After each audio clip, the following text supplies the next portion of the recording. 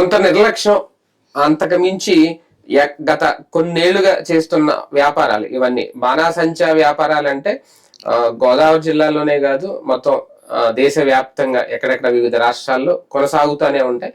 ఏళ్ల తరబడి 365 రోజులు వర్క్ నడుస్తూ ఉంటుంది. చాలా జాగ్రత్తగా ఉండాలి. కాకపోతే ప్రమాదాలు ఎందుకు జరుగుతున్నాయంటే ఖచ్చితంగా నిర్లక్ష్యం, అజాగ్రత్త. అది సంస్థ యాజమాన్యాలు కావచ్చు, లేదంటే అక్కడ ఉన్న స్థానిక అధికారులు కావచ్చు. ఇప్పుడు తాజాగా సామర్లకోట దగ్గర వేట్లపాలెంలో జరిగిన ప్రమాదం, ఎందుకంటే గతంలో కూడా ఇక్కడ వేట్లపాలెం దగ్గర ప్రమాదాలు జరిగినాయి.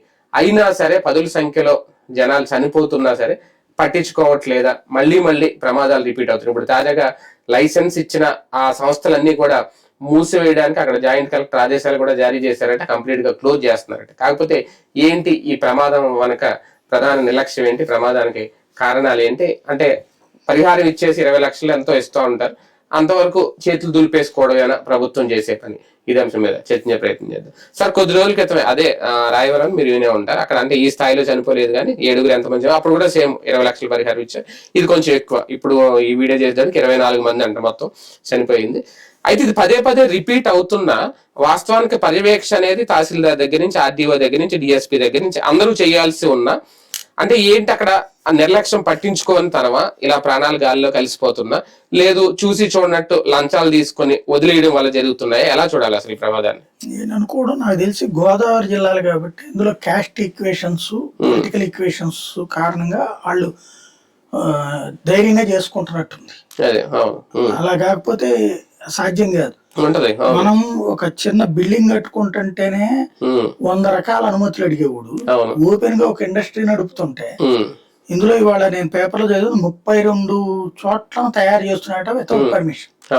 32 చోట్ల ఏంది అసలు? ఎడన్నట్టు వీళ్ళందరూ కూడా ఇప్పుడు లోకల్ గా వాలంటీర్ వ్యవస్థ పోయింది, సరే తీసేసారు, సచివాలయ వ్యవస్థ ఉంది.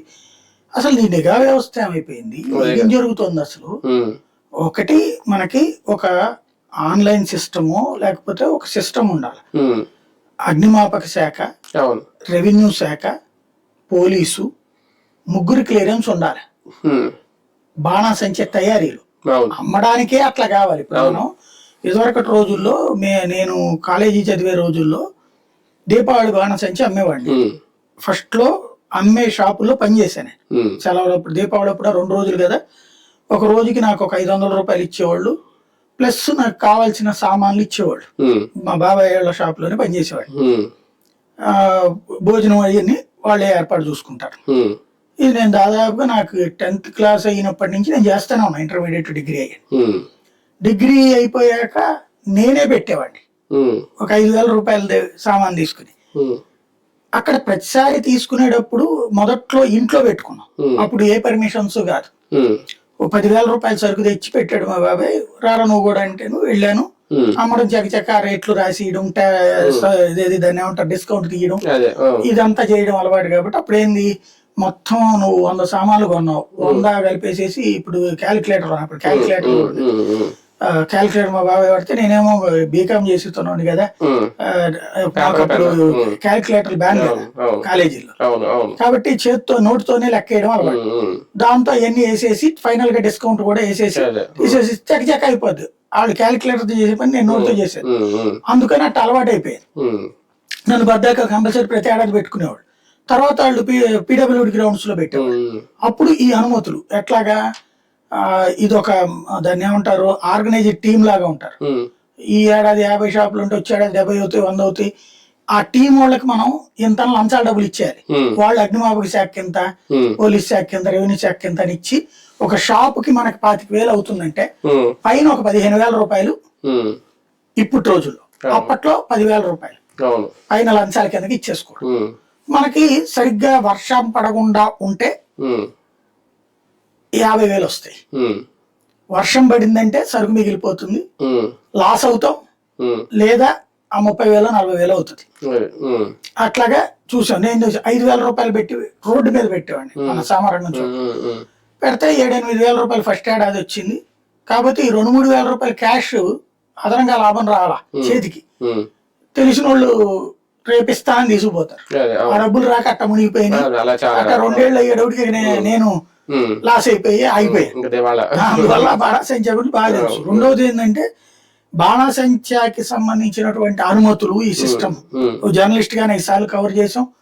దాని పేలుడు తీవ్రత ఎట్లా ఉంటుంది అన్నది నేను సిటీ కేబుల్ ఉన్నప్పుడు విజయవాడ భవానీపురంలో ఇట్లాగే బాణాసంచ తయారు చేసే చోట వెళ్తే ఒక చెరువులాగా ఉంటది ప్లేస్, చుట్టూ నీళ్లు, మధ్యలో పాపం చుట్టూ ఇల్లు లేని చోట మధ్యలోనే పెట్టుకున్నారు ఓపెన్ స్పేస్.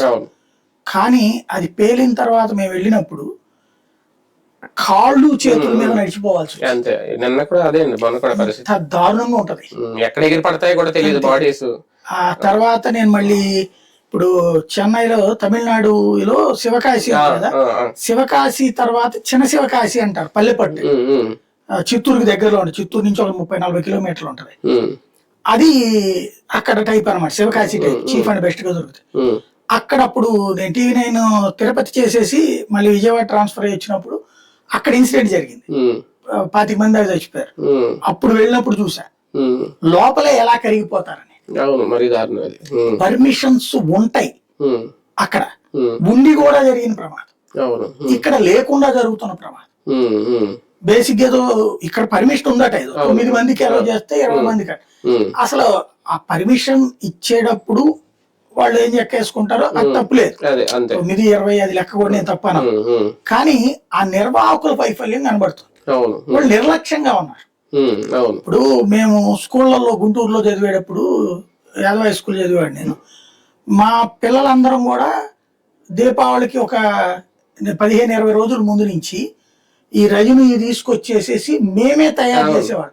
సిసింద్రి అని చిచ్చుబుడ్లు ఒకటి మేమే చేసేవాడు. అప్పుడు ఇట్లాంటి పర్మిషన్లు ఈ గోళ్ళు ఎప్పుడు రాలేదు.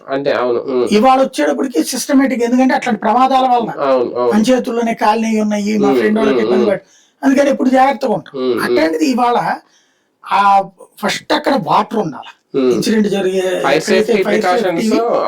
ప్రతి 100 గజాలకి ఒక వాటర్ డ్రమ్ ఉండాలి, పైప్ లైన్ ఉండాలి, వాటర్ పైప్ కొట్టడానికి నీళ్ళతో 3-4 పైపులు ఉండాలి, ఇసుక బకెట్లు ఉండాలి.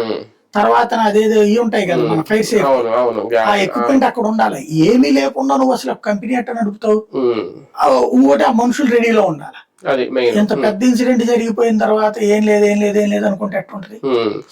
ఒకసారి ఇప్పుడు మెయిన్ శివకాశి దగ్గర అయితే ప్రమాదాలు చాలా తక్కువే, అంటే మీరు చెప్పిన అది వేరు, ఈ మా గోదావరి జిల్లాలో జరుగుతుంటాయి. అంటే కానీ అన్నిటికీ హెడ్ శివకాశి అంటే చాలా ఎక్కువ స్థాయిలో జరుగుతుంది. అంటే ఇక్కడ కూడా ఎక్కువే, ఇది అన్అఫిషియల్ అయ్యి ఉండొచ్చు, అది అఫిషియల్. అక్కడ తీసుకునే సేఫ్టీ ప్రికాషన్స్ మంత్రి రేజ్ చేసిన పాయింట్ కూడా అది. అంటే ఇలాంటి చోట్ల తీసుకోవాలంటే ఖచ్చితంగా అధికారుల పర్యవేక్షణ ఉండాలి. ఇప్పుడు నేను 1 ఎకరంన్నర పొలం మధ్యలో జరుగుతుంది, అంటే ఎక్కువ గోదావరి జిల్లా సైడ్ అలాగే ఉంటది, పొలాల మధ్యలోనే ఉంటది, అంటే చుట్టుపక్కల వాళ్ళకి ఏమీ కాకుండా. కాకపోతే అలాగని అక్కడ పనిచేసే వాళ్ళకి సేఫ్టీ ఉండదు. మీరు అన్నట్టు ఇవన్నీ ఉండాలంటే పొలాల మధ్యన వాళ్ళు పెట్టరు, ఏదో ఒక షెడ్లు వేసేసి దానికైనా పెట్టేస్తారు అంతే, రేక్ షెడ్లో ఉంటది అదంతా. వాళ్ళు కూడా ఎలా ఉంటది అంటే ఒళ్ళంతా ఒక సిల్వర్ కలర్ రాసుకున్నట్టే ఉంటారు, మీరు పనిచేసే వాళ్ళు చూసుకుంటా ఉంటే. ఎందుకంటే ఆ పొటాషియం సల్ఫేట్ ఇవన్నీ ఉంటాయి కదా, ఇవి ఒంటికి పట్టేస్తాయి, లాస్ట్ లో స్నానం చేసి వెళ్తారు. అలాంటప్పుడు ఫైర్ అయితే కనీసం ఎముకలు కూడా కాలి బూడిదవుతాయి, అంత డేంజర్ జోన్ లో ఉంటారు. దాన్ని నిత్యం అధికారులు పర్యవేక్షించాలంటే సాధ్యం అవుతుందా? ఇంకేముంది దానికి? బేసిక్ గా ఒకటే, కొన్ని మెజర్స్ అధికారులు సూచించి అమలు ఖచ్చితంగా ఉండేటట్టు చూసుకోవాలి. ఇప్పుడు 4 వైపులా 4 ఇవి తొట్లుండి, ఆ తొట్లలో నీళ్లు మస్ట్గా పూసి ఉండాలా, దానికి పంపు ఉండాలా, అది పైప్ ఉండాలా, అట్లాగే ఆ ఇసుక ఉండాలా. అవన్నీ ఉంటేనే అనుమతి అనేటటువంటిది అధికారులు చెప్పాలా. తనిఖీలు చేస్తున్నారు 2 రోజులకోసారి వచ్చి. సాధారణంగా ఏంటంటే అధికారులు తనిఖీలు చేస్తే వాళ్ళకి డబ్బులు బొక్క, పోనీ తనిఖీలు చేయని జాగ్రత్తలు వీళ్ళు తీసుకుంటే గొడవే లేదు. సమస్య ఇక్కడ కావాలని ఎవడూ చేయడు. జరిగే ప్రమాదాన్ని ముందుగా ఊహించి జాగ్రత్త తీసుకోవడమే ఎప్పుడైనా పరిశ్రమ ఓనర్ బాధ్యత అయి ఉండాలి. ఇప్పుడు అతను జైలు పాలు, వాళ్ళ ప్రాణాలు పోయి ఉన్నాయి, వాళ్ళ కుటుంబాల జీవితం అంతా నాశనం చేసినట్టే కదా. ప్రతి కుటుంబం మీద ఒక్కొక్క చనిపోయిన వాళ్ళ మీద 4-5 డిపెండ్ అయి ఉంటారు, వాళ్ళ జీవితాలని మన నటు రోడ్డు మీద పడేసినట్టే కదా. అది సైకలాజికల్ గా రెస్పాన్సిబిలిటీ కింద ఫీల్ అవ్వాలి, అది లేనప్పుడు వస్తుంది. ఒక రకంగా ఈ పనుల్లోకి రావడానికి కూడా చాలా మంది భయపడతారు సార్. ఎక్కువ ఇప్పుడు ఉత్తరాంధ్ర జిల్లా నుంచి వస్తారు, శ్రీకాకుళం, విజయనగరం అటు సైడ్ వస్తారు. అంటే ఇది ఒక రకంగా ఉపాధి, కానీ ప్రాణాలకు తెగించి ఉపాధి అయినా సరే వస్తున్నారు అంటే నిజంగా ఇంకా ఎక్కడో మిస్ అవుతుందా జనాలకి, ఉపాధి దొరకట్లేదా? చచ్చిపోతామంటే ఎవడు రాడు, అంటే ఏదైనా పని కాబట్టి వస్తారు అంతవరకే. అవును, అందులో అది వాటిట్లో అనుభవం ఉన్న వాళ్ళ దగ్గర ఎక్కువ ఇస్తారు కాస్త డబ్బులు. మామూలు వ్యవసాయ కూలీలకి, భవన నిర్మాణ కార్మికుల కంటే ఎక్కువ ఇస్తారు. అవును అవును. కాకపోతే సాధారణంగా ఆ అలవాటు పడ్డటువంటి వాళ్ళకి కూడా నిప్పురవ్వ రాకుండానే చూసుకుంటారు. ఇక ఆ టైంలో అసలు సిగరెట్ కూడా దగ్గర తాగనీరు. మీరు దీపావళి బాణాసంచే షాపుల దగ్గర చూడండి, అగరత్తులు కూడా వెలిగించరు.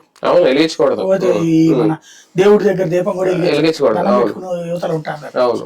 అది జాగ్రత్తలు, అది ఇక్కడ కూడా తీసుకోవాలి. అసలు ఎందుకు జరిగింది అన్నది ఇంతవరకు తేలట్లేదు కదా. అంటే రీజన్ ఏంటి? ఇప్పుడు అందులో రాసింది కొన్ని పేపర్లో చూస్తే ఏదో కిలోల కొద్ది దాని మీద సుత్తితో కొట్టారు. సుత్తితో కొడితే నిప్పురవుతో వస్తే అంతవరకు తగలబడతారు తప్పించి మిగతా వాటికి అంటుకోదు. ఆ కొట్టేది వాటి మధ్యలో కొట్టకూడదు అసలు. అది సంథింగ్ ఏం జరిగిందో ఎవరికి క్లారిటీ లేదు. చచ్చిపోయిన వాళ్ళన్నా చెప్పలేరు, బ్రతుకున్నటువంటి వాళ్ళకి తెలియదు. సమస్య అక్కడ. సీసీ క్యామ్స్ ఉండేటట్టు సెట్ చేయాలి.